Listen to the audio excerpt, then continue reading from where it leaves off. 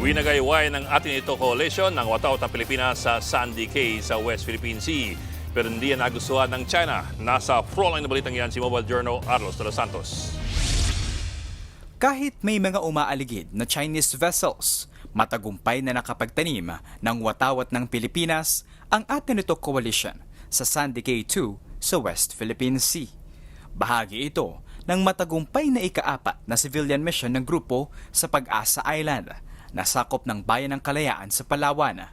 Para sa grupo, isa itong mapayapa pero matapang na simbolo ng kanilang pagtutol sa pag-angkin at panghihimasok ng China sa teritoryo at soberanya ng Pilipinas. Ang Armed Forces of the Philippines pinuri ang pagwagayway ng ating watawat sa Sandy Cay 2 na simbolo raw ng Filipino spirit.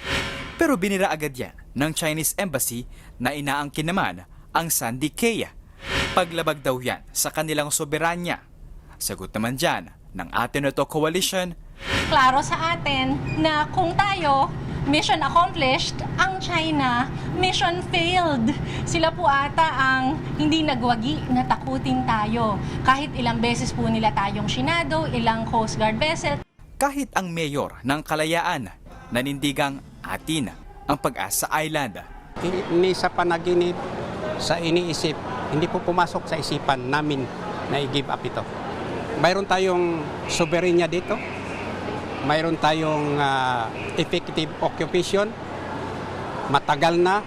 Bukod sa pagtatanim ng watawat, nag-jet ski rin sa West Philippine Sea si Akbayan Congresswoman Dada Kiram Ismula. Sabi ng mambabatas, taga Mindanao ang unang nangako ng jet ski ride sa bahaging ito ng ating dagat. Kaya taga Mindanao rin daw ang tutupad.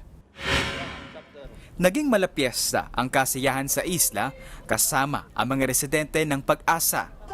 Sila ang tumanggap ng donasyong bigas, hygiene kits, school supplies at gasolina mula sa atin ito coalition. Pasado alas 5:30 ng hapon kahapon nang formal na namaalam ang grupo sa mga kapatid natin sa Pag-asa Island para bumalik ng Maynila. Baon nila ang panibagong lakas at inspirasyon para ituloy ang laban para sa soberanya ng Pilipinas. Nagbabalita mula sa frontline, Mobile Journal Arles de los Santos, News 5. Mga kapatid, Ed Lingaw po, maging maalam at may pakialam sa mga napapanahong balita sa ating bansa.